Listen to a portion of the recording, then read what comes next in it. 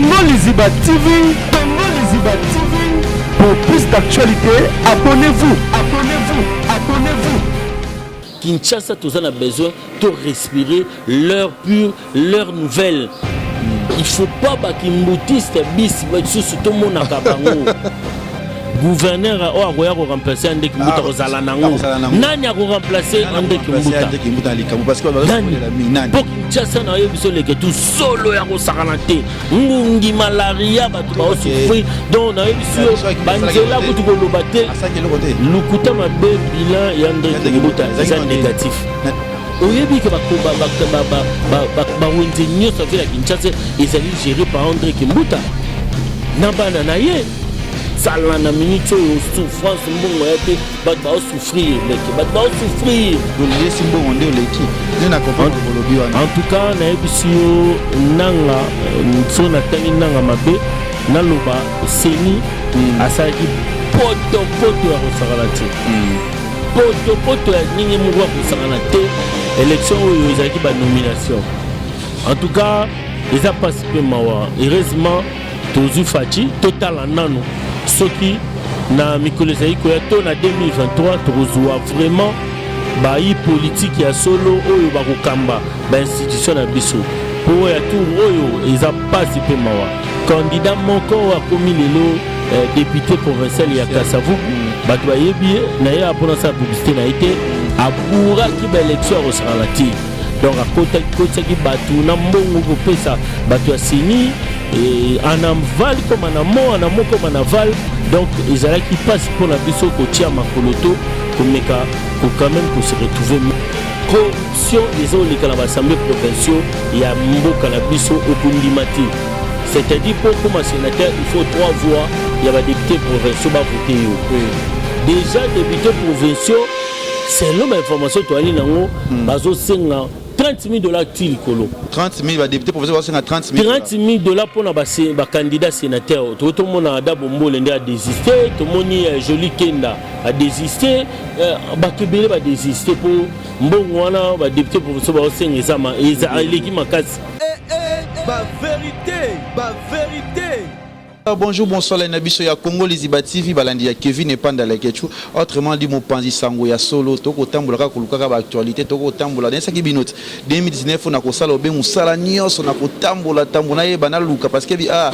Ketchu yo sala musa. Dans ce qui binot TV botike, bot ezaya bino internet, YouTube botike la Ketchu parce que na kosala be musala toko solo. Nande konanga na frère na bengi o abengi na kombo ya Cherry Landu. Kalina malere oya legaki te azaki trop si abeka ke na ndenge bazalaka akoleka mais to koyeba kosoane mu keto bali kamongo zaki na nini bana kavi ba sepela ki na ete to esimbaki te to bakisi na monga mike wana simi bango te to nina ngo. Bonjour et bonsoir ndeko na ngai Cherry Landu. Merci bonsoir bonjour en même temps les Ketchu grand prêtre na bengaka yo. Merci l'invitation na yo. Donc tu regardes pour tout panzanteke pour actualité et tu regardes actualité na auto yo ka question na yo mais les Ketchu ba na Kasavu ba voter kinga massivement na ninga rosakanate au bibiso to ba journaliste de formation les autres côté politique pour to monique politique to ba yi politique to pese confiance moi bo solo ezati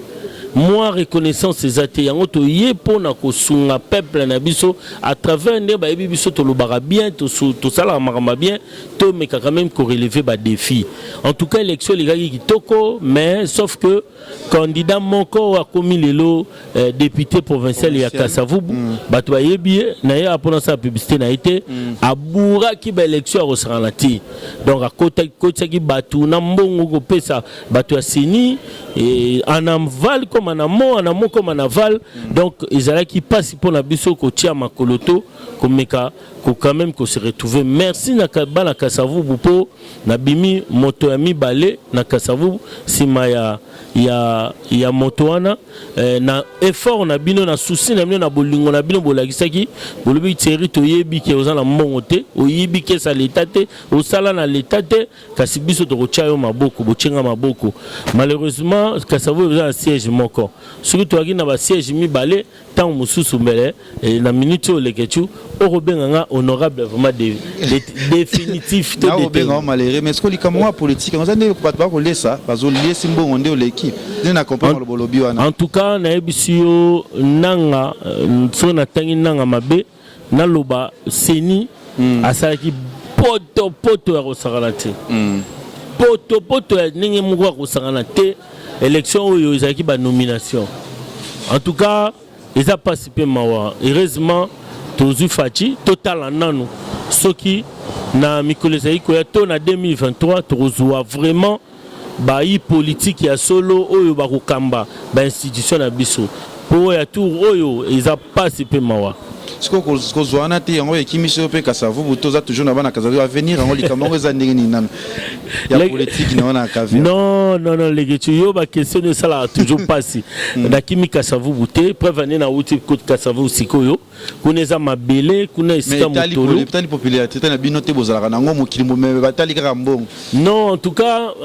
yango na osenga na population mikolo ezali koya il faut vraiment to changer mentalité. C'est vrai que nzala yali toza bato nzala mais toza na nzala mais toza bato nzala te en tout cas population ya Kasavubu vraiment tokobunda makasi po tomeka quand même ko changer le wana popularité oui toza na popularité tozalaki na yango mais kasi peuple a tchaki biso maboko il faut vraiment qu'on reconnaître même le minimum ba vota kinga na remercier bango plus de 3000 voix les Quechua awate bato babima bandako basukulu ba voter yo oyo zanani pesi bango mais net beli kamango yo sala ki ngo trotter ya propagande zo mono vraiment te ozaki trop sika na kombo so cheka pano che mo affiche wana bato bakoya Rolanda che ko za déjà ye landu che landu na sala ki makasi ozaki kombo na liboso lokola wera son azaki ya ye wera sala bi ke ngana za Igo de la forêt na koleka yango le ozaki plus visibilité mais na kati ya politique eza mingi yango te na auto ebisayo makoki dozaki nango ya mingi te par rapport à bateau sali vraiment na caisse ya l'état babuki caisse ya l'état yibi biso population bazaki ba candidat visibilité élection mbongo biso toki na ba soutien vraiment te tozo sala na be faux perso ya journaliste na mandambo oyo bisika oyo tokina ikochi la candidature basungaki biso donc vraiment campagne na biso ezalaki mingi de proximité c'est-à-dire tozo sola na population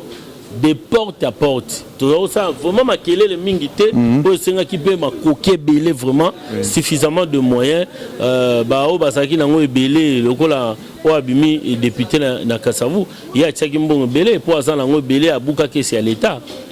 Bon, tu m'as dit banda Kasavu, mais tout le monde qui venait de Wera Son, ni tout le monde Wera Son, azan kimbo te pour non, Wera Son campagne pending to lobby ezala qui vraiment intensité, netina qui manteke, il fallait vraiment na directoire ya communication à Makas. Bato le roi biso to réfléchir, bato roi biso mito ça la chaque minute, il est vraiment na mon équipe na ezala qui Makasté. Ça il faut le dire, mais côté à niveau à seuil tokogisa seuil pour la ville à Kinshasa. Donc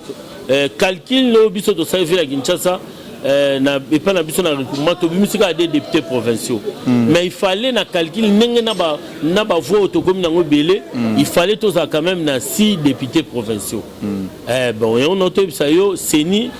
basali mama na des autres déjà on imaginer que vraiment na habité quoi. C'est toi pour député na so bimisika ezana ba lesi bango nyoso. Oui. La majorité va laisser. Majorité va laisser. Même ya kubako batu baponi ba on baza ya kotanga. Toko tanga on a mis ça mais vraiment et belé nous sommes mon ami va laisser. So on dit qu'on soit Daniel Safo ba Eliezer. Non, Daniel Safo ba vota qui est Eliezer Tambo. Moi na ko le pas on appelle sur mbote massa na nga vraiment. Toi qui ne lobby te yé ba vota qui est. En tout cas yé ba vota massivement. Mais ndeko na so ki yo le cas qui peut-être on le ba marambo so le ba peut-être pour le qui on bi ba laisser qui. Te nazana ba preuve o yanga yanga. Nazana ngo nazolo ba o na mona ki on la vivre. O nga la vivre te na o lo bati. Na lobi soki tozalaki na ba siège mibale leti biso na Kasavu na leki tozana siège mo c'est le meilleur qui gagne oyo wana ya kinaki ko lesa po vimbi sapo ya leka po yebi que le meilleur qui gagne asalaki yango na tangelo ba quelques bateau Daniel Safo avec cousin nanga yé ba vota ki et les états-moments sananga mon la col pas votaki papa Molière Kolobati et les états-moments c'est le meilleur élu à ville à Kinshasa na nationaux meilleur élu eza comme les états-moments azan dans azalikolo na côté provincial eza na Jekoko après papa Molière et ainsi de suite au balani na sima wana batu ba votaki ba watu rozelo kana mukolo ya 2023 peut-être voilà. Possible pour bele ba l'équipe A bele ba l'équipe na mo 2006 2011 pe ba l'équipe mais ba pesi ba mo chance A na 2019 a rozela ce likambo ya 100 jours président loba ki likambo 100 jours mais tout monde 100 jours ko kete moment président déjà télémé likambo ezani nangona bon sûrement stratégie naie stratégie ya président de la République à Monique temps sous le temps de la 100 jours il y a recompté en haut parce que l'eau et lobby 100 jours les alliés ce qui gouvernement ya sika et bani musala né va recompter 100 jours ya musala na bango mais président a compté 100 jours comme il pendant 100 jours na gouvernement ya kala gouvernement sortant baza au sala makamde ba benga baza ko sala ba affaire courante quoi c'est-à-dire ba faire au tikala ki po ba ça. Mais souci à président Isaïe 100 jours il y a relaxé la population que dans 10 jours à reçu l'action il y a limonene au bas là le roi Rubimisa va prisonnier et politique pour battre les yango à part Nzala aux populations les a prisonnier politique le roi vient nanga pire vient nanga ma vient nanga oh vraiment vient nanga qui a Kouanga il y a Thompson Nini Frank Diongo héros national vivant na pesio mbote papa vraiment yo yebiningi toujours nga mwana na ona zalaka bato ozela bato na babima yango président abi dans 10 jours action liboso yango na pe action mibale zali que population to ba fonctionner ba komona mon changement yango souci à population 100 jours et kokité oui azaro sala yango na gouvernement sortant oui mais en tout cas tout ce que la population attend et ça que changement zala bo nzala na minute yo souffrance mbongo yate bat ba souffrir leke bat ba souffrir donc Fati azalo espoir à population espoir à peuple congolais ce que le mot salamité en tout cas et vous allez pas se vous allez parce qu'on a battu bazo traité président le roi qui bazo utiliser acheter ganet marque déposé wana bazo utiliser azo c'est le côté ça qui va tira bon kaira pion mais moko na biso sorteur les gars autant kozala président Joseph Kabila babi azo sala kazo diriger kaza na sima mais bacheka Fati liboso non c'est faux les kechu eza lokuta Fati a bani musala omoni musala ne so bani yango sika oko brûler betape terre ozo comprendre et puis il faut baba yebiso bakotaka ba maraboy coaching, c'est vrai que coaching, président sortant, Joseph Kabila Kabang, a fait coaching. Mais alternance, il faut bêter la lilo, Joseph Kabila Kabang et Maboko. Pour Batouazarose, là, vraiment le pire, comment Batouazarose, là, qui est Alboya, Massadze, Beta, Batoubakou, Fabien, mon prestation de serment, les kaki, mon Joseph Kabila Kabang et Pemenia Fati, pour nous, c'est Abakota,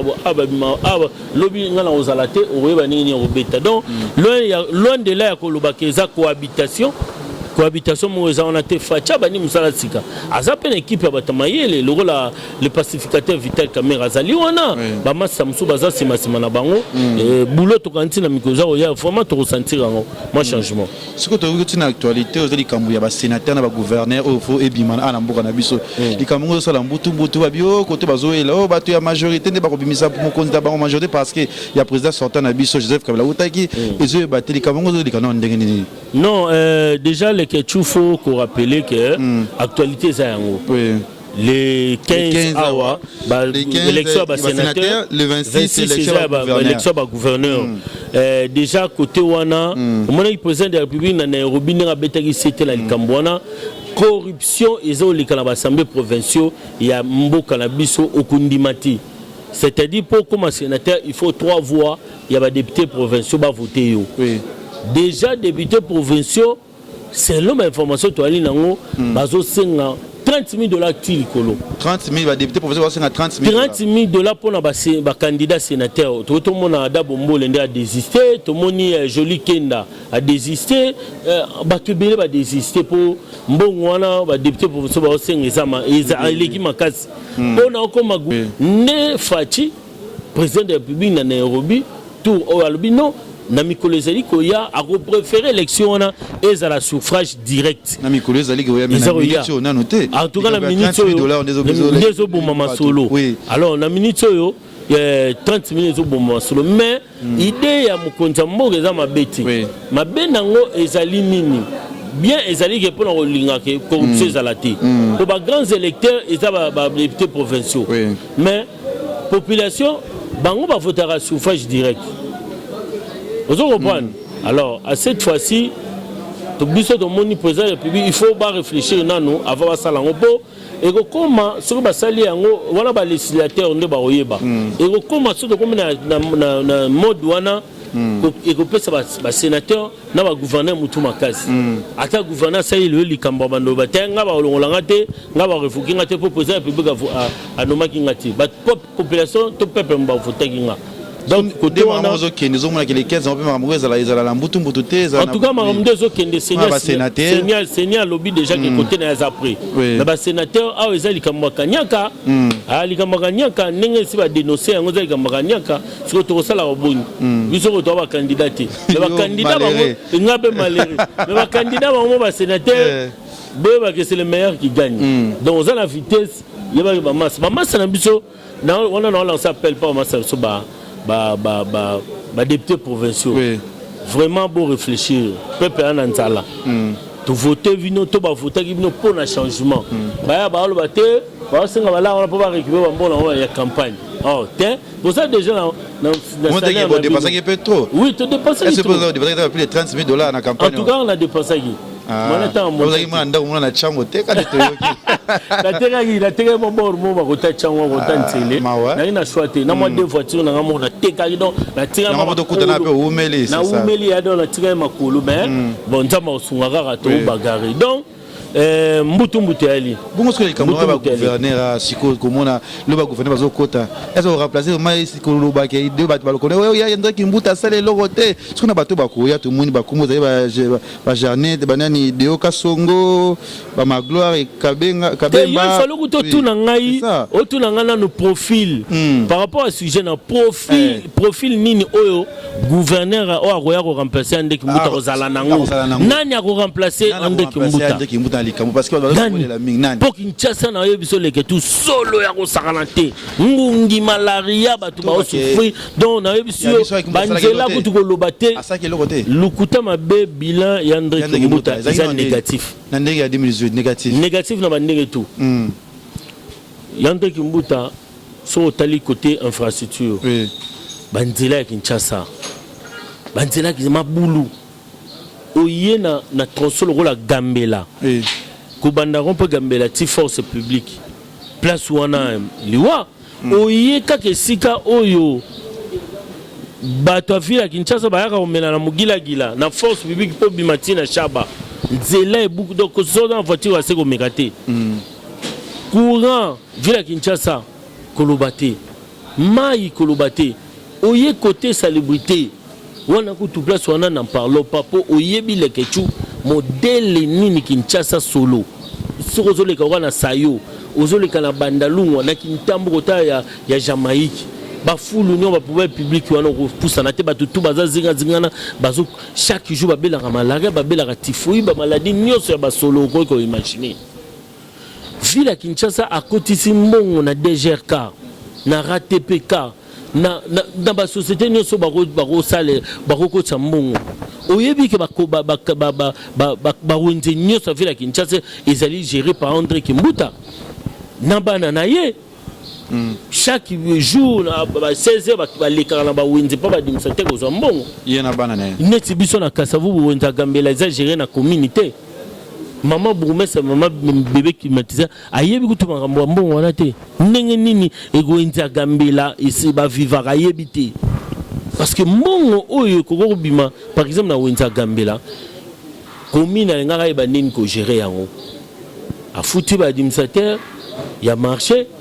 mbongo wana sali nini ebongisi ba mesa ebongisi ba pavillon mais soko kena Gambela ko regretter mai telema solo pavillon to ba mesa toujours ya kubuka na kolala batolo moko na ebité depuis biso to ba bébé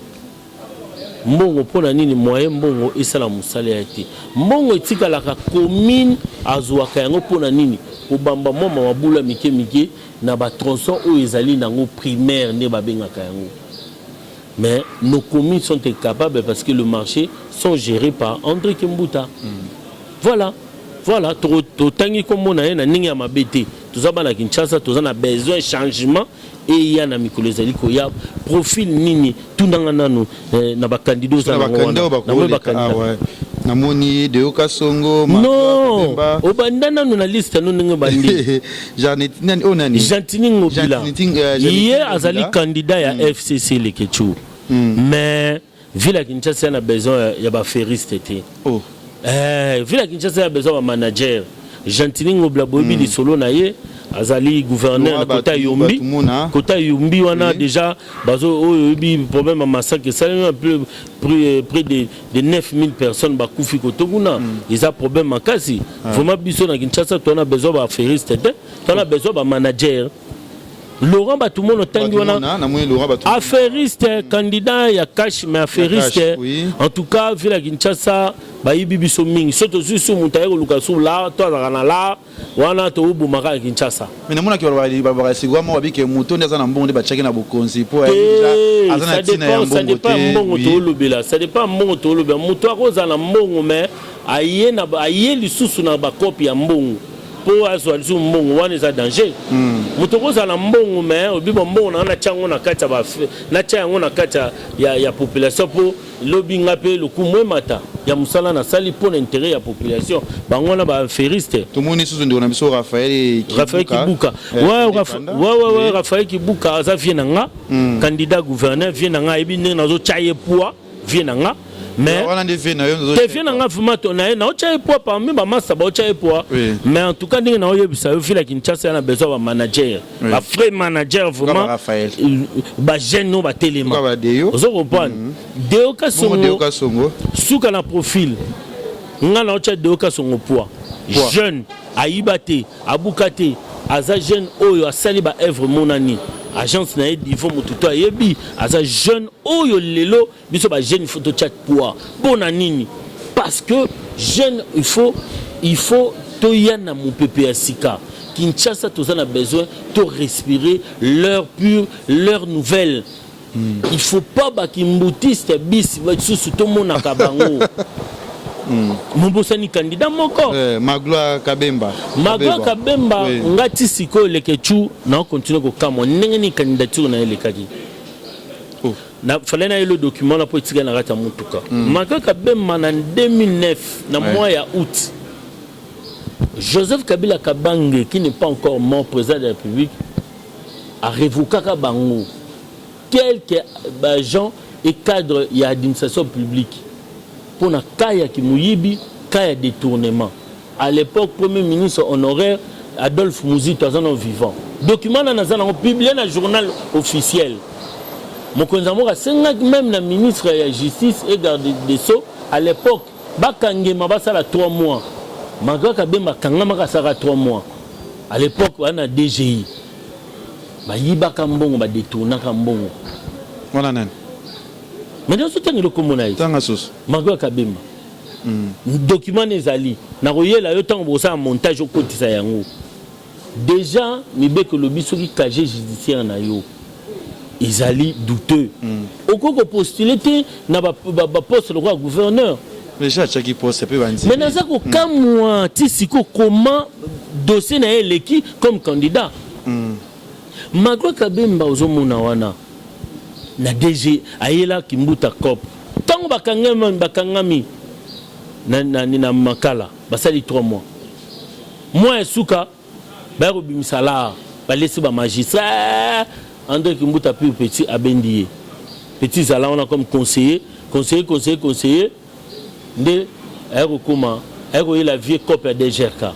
copie ya kimuyibi oyo Deo Kasongo tanga comme gouverneur ville Kinshasa fa telimela yangwana déjà oui déjà tu as posé déjà Deo ngai na sengi ba masananga tout ba député provincial bo voter de Okasongo masananga jeune o ya yé pour na changement sur la kitoko ville Kinshasa on a besoin ya manager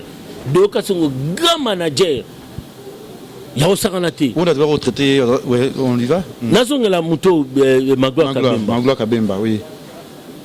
po ville Kinshasa toko ndima suba kimbutiste te Magloire Kabemba sali copie ya DGRK wana copie ya kimuyibi oyo kosakanate bazo yiba bakinois même ande kimbuta lobango ke DGRK wana eyasuko bakisela so ville Kinshasa charge. C'est vrai que Bamasa na biso le bazo ba boulot mais ba boulot ngo ndenge nini Magloire Kabemba ayeli zuzu na DGRK koyiba pe ba revoka kaye ande kimbuta zaki na choiti à l'époque si je me souviens c'était en 2011 ou quelque chose comme ça le rôle a pris petit azonga la caserne dossier ya ba neve nanga eko kota wana ba neve nanga ba jimo bobili solo wana famille ti lelo ba tirema ko lela Magloire asalaka sous prison pour les solo ba jimo ko le feti atiki feti ke abimi akei na sima na eba na batu ba eko kufa ba eko mema bana na morgue famille ba ebité ba sa ba neve nanga bana ya ganteur na biso ya famille na ebiso dossier nanga na zanango et puis association ba jumeau ba lobby que le 26 ba hotelema ba sitting wana liboso ya assemblée provinciale pour ba telemele loko oyo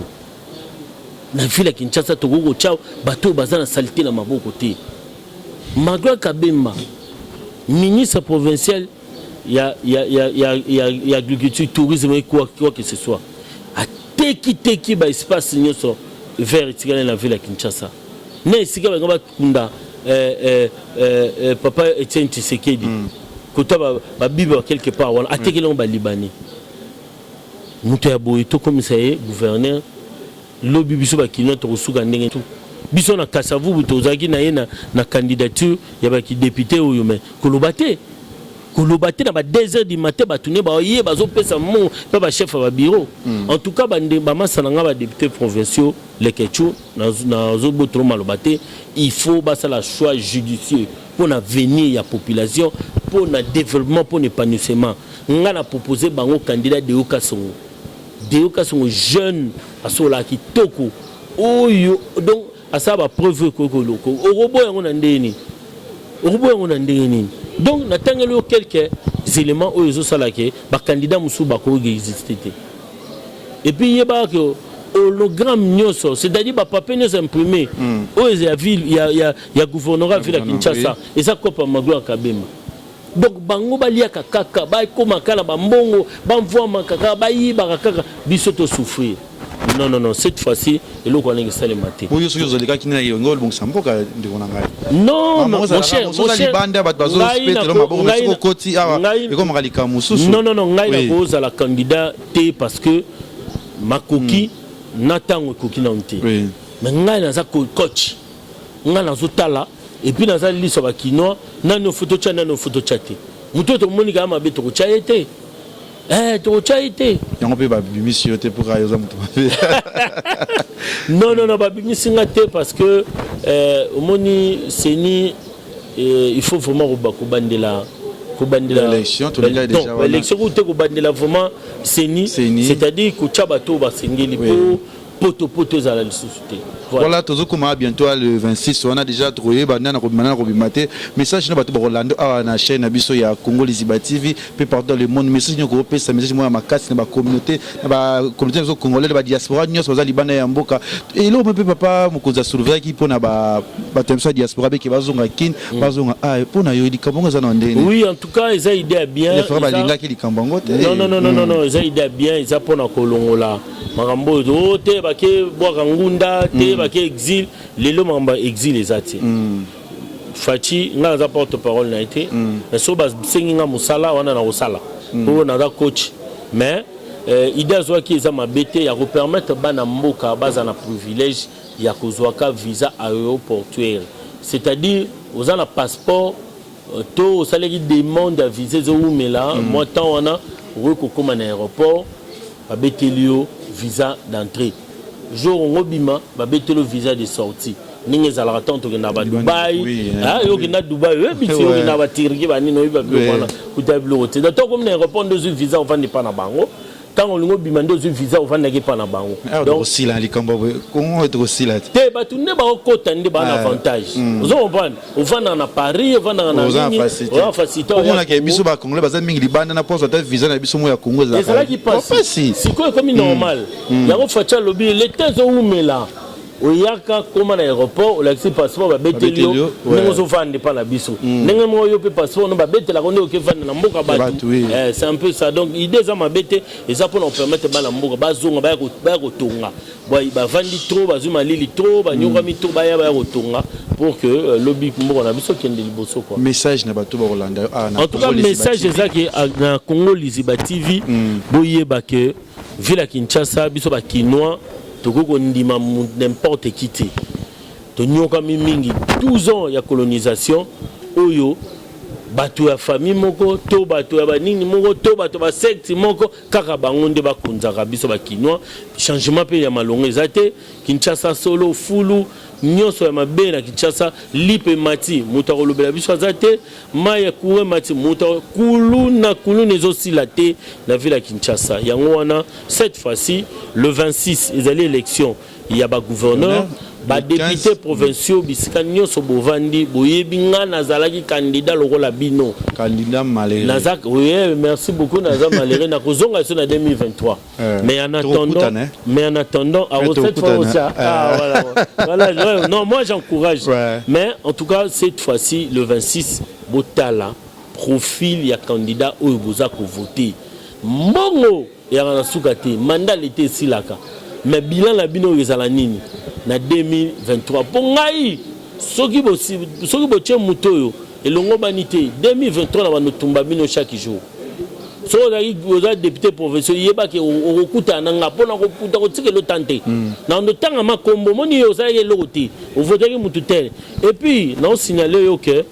tous na 3 députés ba pesi biso ba décharge ba signaki na venir au commandement kuna moko na bango kutaki na problème mwana ba signer des charges à voter même bon ils non remboursable donc tout ça déjà document là député à voter nous comprendre télécamment c'est-à-dire pour l'action de corruption ça ça les mama casse batu mingi ba candidat mingi otangi ngana baza batu bazo bango nde bazo bebisa liso ba député provinciaux na opesa bango kaniaka 3 députés provinciaux ba pesi biso ba décharge ba gene ko sali sa bango ba pesi bango da mbongo pour ba voter candidat moko soki candidat na leki ba opesa bango lisusu ba mituka bloc ebele nde tozu information on a pour relaxer corruption zo continuer ko sala kaka donc l'émission ko ya to relaxer yango en tout cas souci ezaka ville Kinshasa tomboma candidat oyo profil na eza au sala pas cité comme de Okasongo ba masanga ba député provinciaux beau voter de Okasongo pour un changement. Merci. Message moi mbote na batu zo Rolanda. En tout cas la pesi mbote na David Tsala ye atalaka mingi lekechu mbote na David Tsala mbote mingi na Congo Liziba. Congo Liziba donc Congo Liziba botala mingi Congo Liziba vrai et chaîne oyo lelo zo pesa bosolo vérité en succès mikolo na internet. Peut ba chaîne ebele na internet. Vraiment la sepeli makasi l'on fait na bino mamuto kitoko Mama sana tu bolinga tirilando kwa check tokutana tomonana mais bobo sanate gouverneur esika tolinga za manager tolinga feriste te tolinga ba politicien te ba GGG population baza nzala makasi GG to kota bezo bima muto aza manager aza muto aza na ba plan d'action na ye aye pa alobi mkie msale belé. Merci beaucoup. Voilà, merci na batu bolinga Kevin Epanda le Ketchubo c'est OACP na émission na biso abenga numéro na ngeza affiché wana moi erreur moi likambo benga to so linga ba remarque to linga resala biso biabi bo s'abonner ebele na Leke TV officiel o bromo na ba iloko mino sekisa bino ba théâtre mamno na Congo Liziba to aka na ba émission to aka makambo o esengi ya mboka to makambo culturel mambebele na Congo Liziba TV numéro na ngeza affiché wana na pesi mbote ba so linga ngalo madame Chichichi bola na pesi mbote David Ntsala na pesi mbote yeba to tambo na bango keba trahir yo un jour na pesi bato beli balinga Kevin epanda lekecho bi ya Willy Moucheni na pesi ombote balobi venanga valimba la bana Tunisie nazoya déjà wana na mois d'avril après des équipes nazo na kozala wana merci na yo honorable malheureux Thierry Lano mais bato mo benga de ka batikala kana comme honorable non honorable bana kasavu mabele mame kala mingi te tozozongila tote ko pe maman muke yo yebika mamde likaki mais na lembite na bosani bilote butu moso na kutana ba papa ko lembate na 2020 aux appels à 50 ans tozana ba jeune donc on dit Camerounais to chita tout demande biso déjà il comme il y a 7 ans les années 8 ans 7 ans ah mais obige yo za danger surtout le bela qui ont été bana Kinshasa bana monde entier obige ba oiseau de mauvais augure ba pesara biso 2 jours 4 jours ba obama mbati mais le 16 avril là CNL ko ça 7 ans l'écriture ça aura toujours il faut y avoir image pour ba sentir que tout ça toujours donc programme les aboyé le 14 avril troza dimanche dans la Simos Plaza on est go na mabe Fabregas Robeta bamasana biso ba makizar donc ba makizar baza ba ancien ya faire gola nyonso ba sangana japonais Vasco Mabiala Chiquito baze belé ba Robeta toza pe na Gaz Fabulous toza na Di Maria ba la succès Mikolo yo toza mbeya donc bama se belé baza wana et puis ba comédien ba Sarabino à travers CNLP Barosala. Soirée VIP ezali le 16 avril Rosala na salle de boulevard au test aux années passées. On ne change pas l'équipe qui gagne. Rosala à partir à 18h. Yo déjà Rosala déjà dans visa donc Rosala soirée de gala poto solo là to me expliquer nos vision na biso il y a 7 ans et puis 8 ans au tozo taqué na batu tozu ba remarque ebele. C'est vrai que l'union sur Moutassa la résalaka parfaite, imperfection il y a toujours, mais on a promis en tant que concepteur, bouliste, nganguiste, tout donc au monde a un changement mais que ça tu changer ba jingle tu changer ma belé tu as besoin ba présentateur ba jeune ba qui toko ba jeune garçon qui toko boya bobando yo les chuku tu yo banda kala mi tu dans na lo bien déjà na chaîne na yo Congo Liziba ozo banda kala mi te na scène tu as besoin ba jeune hôtel roi bino tabiso mo mabumoye moi HB Poussani le 22 septembre on a corrigé 19 ans la télévision les alliés à Waté ils attendent dans salitan il faut aussi go pour que la paix ba jeune les qui ba ça la paix à bango temps biso ton esprit wana esprit athlétisme mais il faut se passer des relais les en to tinga maga yo kaka yo batala ko ka et longno comme limbisa bato na bosana ko signaler loko moko désormais nga nazali communicateur il y a candidat de Okasongo pour la ville province de Kinshasa, c'est candidat gouverneur ville province de Kinshasa. Donc ce qu'on taqué naie, il va gagner à répondre. Naie bisika kulutu, aux alaki député honoraire, aux ali belges, nous sommes l'obama comme nabiso ba congolais, keba, kulutu keba au côté mambabo. Naie bi yo benda kamuku au solier, le liaki tikela ba leki masolo. Donc vieux naboy kokota banzela mususu po yebika. Tant qu'on a tous aïe qu'on répondre, mais tout le monde va répondre. Dans le cadre, il y a soutenir le candidat de Okasongo. Merci. Merci à tout le monde qui vient de l'équipe. Vous pouvez s'abonner à Ebele na Congo Liziba TV et na bina sima caméra vous avez qui Fredin Soki ozo comme sanga qui toko pape sanga itala lelo. Tala lo legechu. Na la qui bino 2019 et non si la te poine. Ebele génération na bozo si la. Na poto na silisi qui na silisi oh voilà c'est nos solutions mais tous en avons toujours merci nayo merci mon cher Moussa Litogo aussi la thé pour la nuit pour bouler ali bon aussi la poigne ba bouler souka bye Congo Liziba TV pour plus d'actualité abonnez-vous